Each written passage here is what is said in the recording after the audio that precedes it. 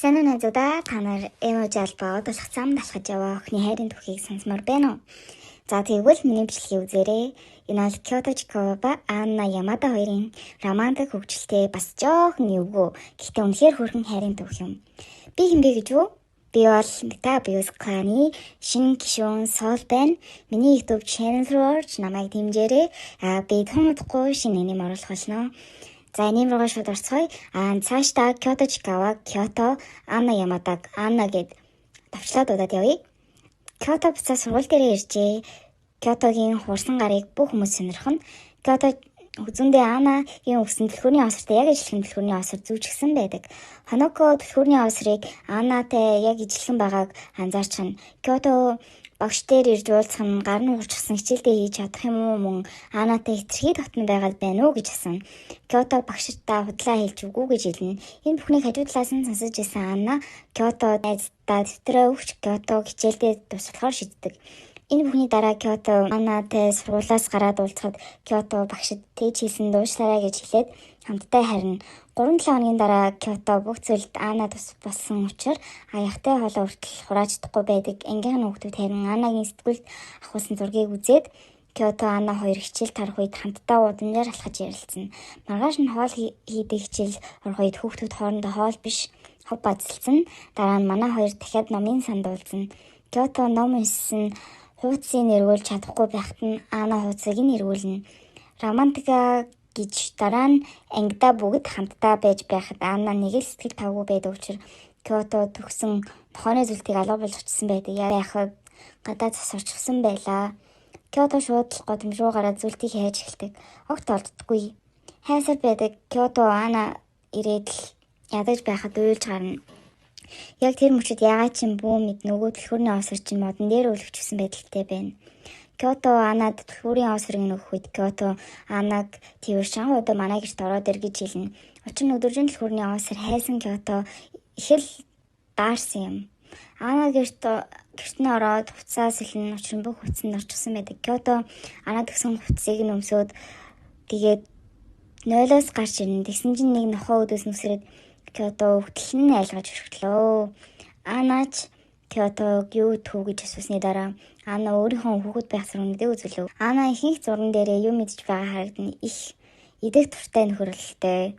Анна бас төгөлдөр хуур тоглодог, мөн бүжиглдэг гээд олон хоббитэй. Тэр хоёр ярилцаж халуун талан урамсалтай байдаг. Кёто Аннаг тэрврээд тэр хоёр жинхэнэ хосууд болчихсон бололтой. Яг тухайн мөчид Аннагийн ээж нь гэрт нь орж иж байгаа гэдгийг мессеж бичжээ. Анна ээжигээ гэртээ ирж байлаа. Андраад газ Кёто өрөөндөө нуугаад ээждээ халаыг нээж өгдөг. Ээж нь тэр хоёр баригдах шахсан ч хазаар баригддаггүй. Анна Кётогийн дээрээс салтаж унашихад нэг л мэдхэд өрөө болж хазаар Кёто ээждээ баригдахгүй гэрээсээ гаргаж чаддаг. Гэвч лифтэн дотор маш өндөр эвгүй хүнтэй таарна. Тэр хүн Кёто өмсөн хуцсыг ажиллана. Дараагийн өдөр нь барилдах хичээл орно. Кёто нэг залууд амархан дэлбшид өөлж өрхнө. Кёто Аннатай тулалдах болж Анна Кётог ялчхна. Дараа нь манай хоёр номын сандаа орж сайхан халуун долоон ярилцсан. Дараа нь ангид нь хүүхдүүд удахгүй Валентины баяр болох гэж байгааг хэлэхээс гадна шоколад солилцдог. Уламжлалын талаар ярилцж байдаг. Дараагийн өдөр нөхдүүдтэй цог шоколад хийхээр тэд Аннагийн гэрт очино. Гэвч Анна ээж нь эрэгтэй хүүхдвэ гэж асуухад Анна нэг найз нь манай найз залуу гэж хэлээд ээжийг хуурчдаг. Тэд хамтдаа шоколад хийж эхэлдэг. Тэгсэн чинь баларнаа нэг авраг том биетэй залуу гаднаас орж ирнэ.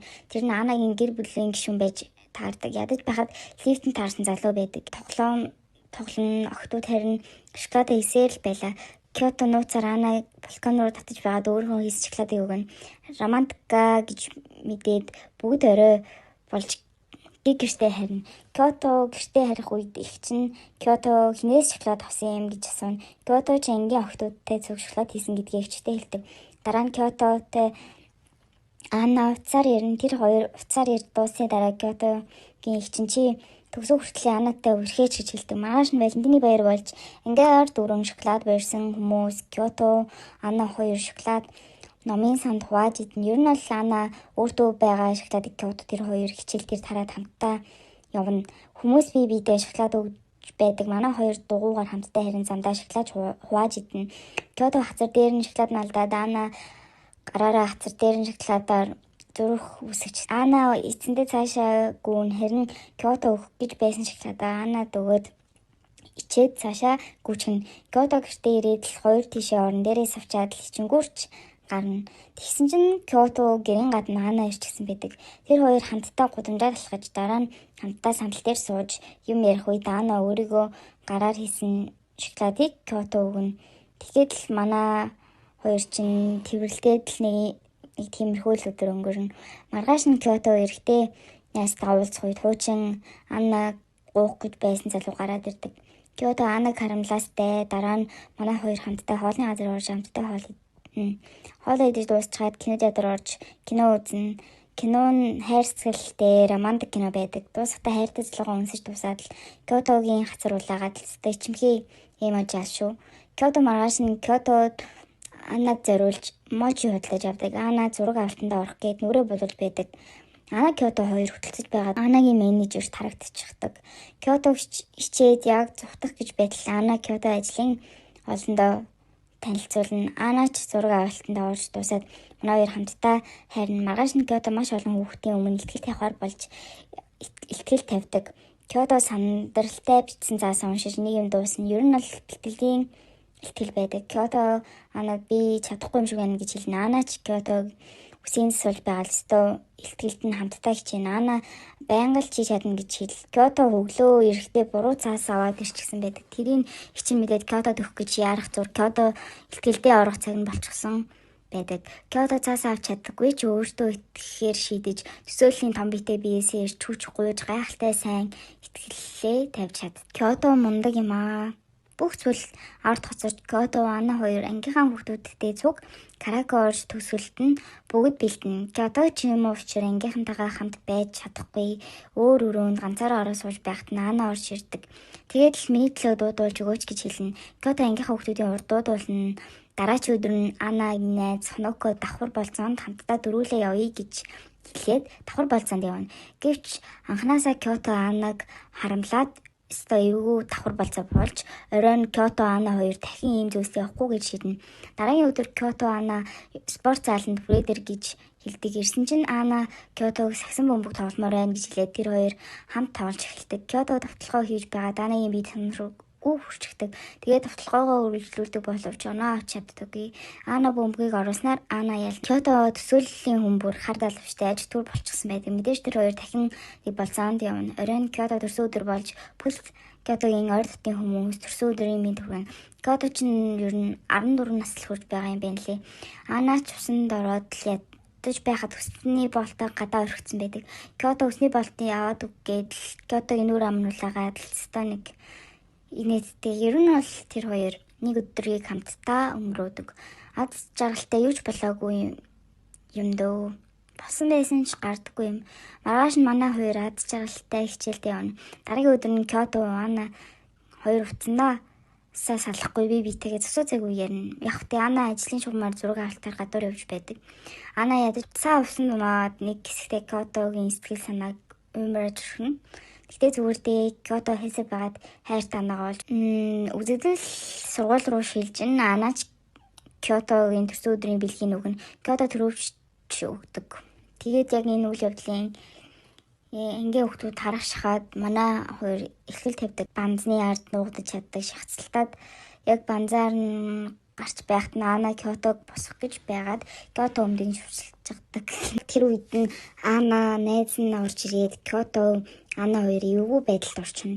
Манай хоёр ч номын сандаа орж жоохон биетэйгээ ярилцаж сайхан байдаг. Тэгсэн ангийнх нь хөвгт орж ирээд манай хоёрт гай болно. Дараагийн үзэгдэл анги руу шилжих үед Кётогийн хажууд Ана суухаар шидэж ширээгээ тавина. Кёто Ана хоёр дараагийн өдрөөс эхлээд бэлтгэл хийж хамтдаа гүн.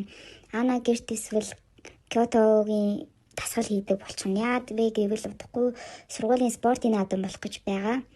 Тэгээд л манай хоёр хамтдаа бэлтгэлээ хийгээстэй. Спортын наадам эхлэж Кёто өстөө хичээж зүтгэсэн бүх чадлаа гаргаж чадхаараа тэмцэн ямар ч байсан наад гимтгээ шахаж эмчийн өрөөнд орсон чинь Ана Кёто өөрийн гараар хоол хийгээд бэлтчихсэн байдаг. Тун романтик. Гэтэл чамд хоол хийж өгөх юм бэ нү? Байхгүй л ах та. Тун утахгүй ингээрэ зугаалгатай ухаар болж бүхэл хүүхдүүд бэлтгэлдээ орно. Ана Кёто хоёр битүү уцаар яриастай мэдээж метронд суугаад очих ёстой газар очив нилээд гоё байгальтай газар байдаг. Өдөр нь байгальтайгаа танилцаж бас хоолнд орсны дараа оройн бүгд халуун ваанд орно. Орой болж бүх хүүхдүүд унтах болж гэрэл унтрах үед Кёто Анаг өнөөдөр л өмсөх болно гэж анх удаа Эможал маань зориулж охтын өрөөрөө багшаас нуцаар явж орж чаддаг. Ана ч орон дотроо Кётог нуучдаг. Кёто орон дотор нь яах учраа болохгүй хатан тавчуулагдсан хэлөөний зузах шиг л хэвдэж байх юм. Кёто Ана хоёр гэрэл унтарсан үед яг үнсэлцэх гэж байтал Кёто маргааш яг үнсэлцъя гэж Эможил ханган гаргана. Кётож буцаад өрөөрөөгээ нууцаар орно. Маргааш нь бүгд төмийн хаалгаар орно. Хосуудл тэнд сэтгэлээлжлэх боломж гэж хэлээд л Кёто хамаг чадлаараа хичээнэ. Анаг үнсэх гэсэн боловч Кёто зөөгийн зориг нь хүрэхгүй. Тийм болохоор цүнх дүүрэн идэх юмар Анаг хуурчна. Бас санаатай. Зугаалаг дуусаж бүгд буцаад хотод буцаж ирдэг. Дараа нь анх уулзсан номын сандаа Кёто Анатай дахиж уулзах үед Кёто дахин Анаг үнсэх гэж оролдоно. Гэвч Эмо зангаасаа болоод чаддаггүй. Яй да энэ Эмо занг нь. Яг тэр үед Ана Кёто хацар дээр нь үнснэ. Дараа нь сургуулийн гадаанаар жаргаж байхад гар гараам бариад 2 дугаар үлрэл энэ хүрээ дууссан байна. Та бүхэн лайк дарвал дараарай. Миний channel руу орж намайг дэмжээрэй. Database-ийн шинэ гишүүн Сол байла. Цаашдаа өөрийнхөө channel дээр бичлэгүүдээ оруулж байх болно. Намайг дэмжээрэй. 3 дугаар үлрэлийг гаргаж бичлэн намжтай чанаа. Баярлалаа.